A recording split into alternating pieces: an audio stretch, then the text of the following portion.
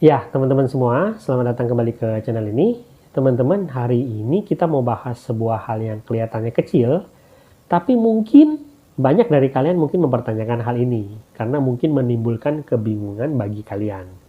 Kalian pernah nggak ngerasa atau bingung dengan melihat seorang narsistik tuh yang ada di circle kehidupannya kalian, yang dia itu suka muncul tiba-tiba, tetapi dia juga kemudian menghilang tiba-tiba.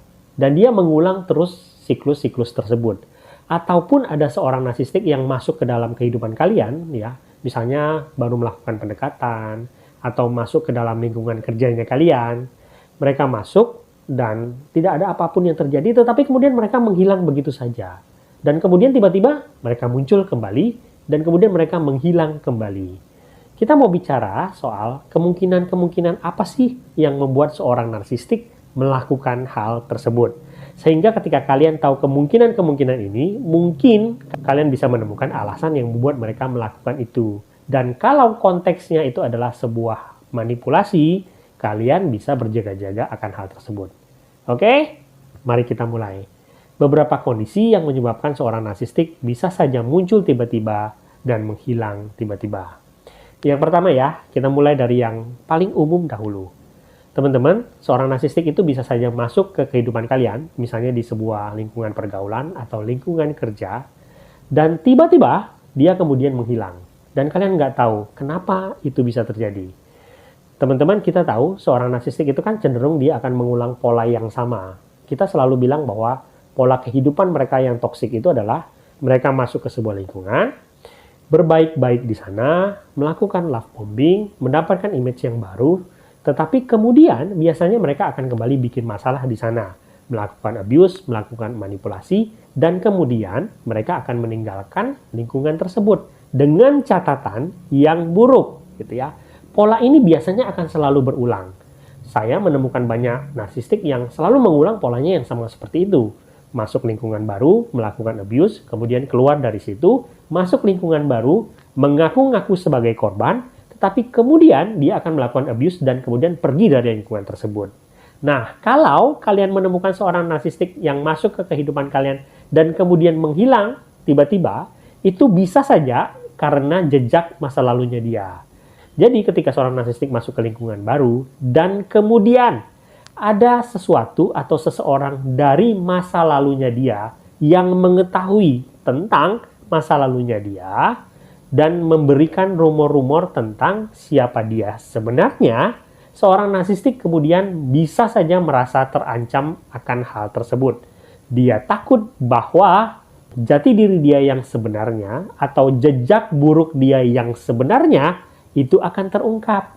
Dan karena itulah dia kemudian memutuskan menghilang begitu saja. Artinya mereka tidak mau mengambil risiko kalau kedok mereka itu akan ketahuan di lingkungan baru, ya. Nah, biasanya mereka akan memilih untuk pergi begitu saja, menghilang tiba-tiba, dan kemudian mencari lingkungan lain di mana mereka merasa lebih aman, di mana mereka bisa bersikap seolah-olah mereka adalah korban. Nah, mereka bisa saja kembali ke lingkungan yang tadi, tetapi mungkin biasanya waktunya akan lama. Karena menurut mereka, waktu itu akan membuat orang-orang lupa akan rumor-rumor yang jelek tentang diri dia. Ataupun lingkungan baru tersebut itu akan berganti dengan orang-orang baru yang tidak mengetahui tentang rumor yang jelek tentang dirinya dia. Yang kedua, ini sudah biasa saya bicarakan. Kalau kamu adalah seorang mantan suplai dari seorang narsistik, dia bisa saja kemudian akan muncul kembali ke kehidupan kamu. Bagi yang mungkin belum mengetahui, kalau kalian adalah seorang suplai dari seorang narsistik, kalian bisa ditinggalkan begitu saja. Kalian bisa dilepaskan begitu saja oleh seorang narsistik, seolah-olah kalian itu nggak punya harga.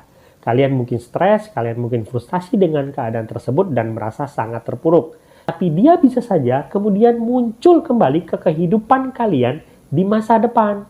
Kenapa ini bisa terjadi? Karena dia sudah kehilangan suplai barunya dia. Ingat, seorang narsistik itu tidak tahan dengan kesendirian. Ketika dia kehilangan suplai barunya, dia harus mencari suplai untuk mengisi kekosongan dirinya dia. Dan bagi seorang narsistik, siapapun yang memungkinkan untuk mengisi kekosongan tersebut, dia akan ambil. Nah, itulah yang membuat dia akan kembali ke suplai lamanya selama dia tidak bisa menemukan yang baru kembali. Nah, bagi suplai lama yang tidak tahu akan hal tersebut, mereka bingung. Kenapa ketika saya sudah dicampakkan begitu rupa, dia bisa kembali ke kehidupan saya? Biasanya, si narsistik akan datang dan mengajak untuk melupakan konflik-konflik yang lama dengan alasan bahwa dia ingin memulai kisah yang baru. Tetapi bisa juga teman-teman seorang narsistik itu kembali ke suplai lamanya karena dia ingin membalas dendam. Biasanya ini kalau si narsistiknya yang dulu di-discard oleh suplainya dulu. Kalau kalian dulu yang melepaskan dia ingin masuk kembali ke kehidupan kalian karena dia ingin membalas dendam kepada kalian. Yang terjadi biasanya adalah dia berusaha meraih kembali hati kalian, ingin kembali menjalin hubungan dengan kalian, dan ketika kalian mengizinkan hal tersebut, dia kemudian memutuskan kalian. Dia ingin menjadi orang yang memutuskan, bukan diputuskan. Itulah alasan kenapa dia masuk dan hilang kembali di dalam kehidupannya kalian. Yang ketiga, kita bicara konteks kalau kalian punya teman seorang narsistik. Kalau ini mungkin sebenarnya umum lah ya. Ketika kalian punya teman seorang narsistik, dia akan datang ke kehidupan kalian kalau dia butuh. Misalkan dia nggak punya kendaraan, dia butuh suplai keuangan, dia butuh seseorang untuk ditunggangi, ya dia akan muncul ke kehidupan kalian. Dan begitu dia sudah mendapatkan apa yang dia inginkan dan dia butuhkan saat itu, dia bisa saja menghilang. Dan kemudian dia akan muncul kembali ke kehidupan kalian ketika dia butuh sesuatu dari kalian. Yang keempat, kita bicara soal kasus hak asuh anak dan perceraian. Kita tahu di kebanyakan kasus, seorang narsistik itu tidak suka dengan anak-anak. Tetapi dia tahu kalau dia bisa mempergunakan anak-anak sebagai alasan. Jadi ketika misalnya kalian bercerai dengan seorang narsistik, dia bisa saja kemudian menghilang begitu saja dari kehidupan kalian dan dia tidak peduli sama sekali dengan anak-anak. Tetapi dia kemudian bisa saja muncul tiba-tiba di dalam kehidupan kalian dengan alasan dia ingin bertemu dengan anak-anak. Dia tahu dia bisa mempergunakan anak-anak sebagai alasan untuk masuk kembali ke kehidupan kalian. Walaupun kita tahu alasan sebenarnya dia ingin menarik kalian kembali ke dalam siklus abuse-nya dia. Dan dia tahu kalau kalian menolak ketika dia mempergunakan anak-anak sebagai alasan, dia bisa bersikap sebagai korban.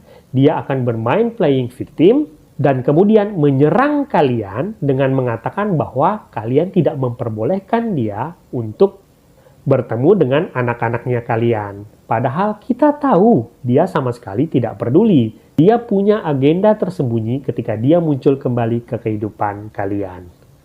Yang kelima, teman-teman, ketika seorang narsistik itu bisa muncul dan hilang begitu saja di dalam kehidupan kalian, apalagi kalau konteksnya kalian menjalin hubungan dengan dia, itu bisa saja konteksnya sebagai penghukuman bagi kalian. Jadi, seorang narsistik itu kan dia ingin selalu mengendalikan hubungan. Nah, dia itu kan beranggapan bahwa posisi dia itu kan harus selalu di atas sebagai seseorang yang mengendalikan.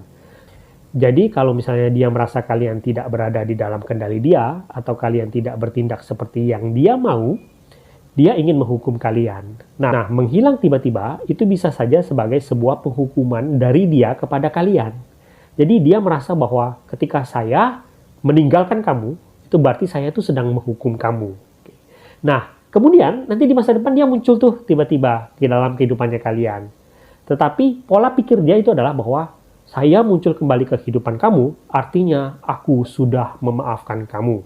Kamu harus bersyukur karena aku sekarang sudah memaafkan kamu dan mau masuk kembali ke kehidupan kamu. Itu sebagai tanda bahwa dia yang memegang kendali. Di kebanyakan kasus karena korbannya tidak tahu permainan ini, ya mereka menerima itu. Mereka merasa mereka melakukan kesalahan dan ketika mereka merasa dihukum dan ketika si narsistiknya itu kembali ke kehidupan mereka memperbolehkan ya si narsistik itu untuk memegang kendali di atasnya dia. Yang mereka tidak tahu, pola ini akan diulang terus oleh si narsistik sehingga si narsistiknya akan sering muncul dan hilang kembali di dalam kehidupan mereka. Karena bagi si narsistik, itu cara yang paling efektif bagi dia untuk menekan si korban ketika menurut dia si korban melakukan kesalahan. Dan yang terakhir, kalian tahu nggak kenapa seorang narsistik itu bisa saja menghilang, tapi kemudian dia tiba-tiba muncul begitu saja di depan rumahnya kalian. Itu karena dia ingin melakukan shock terapi bagi kalian.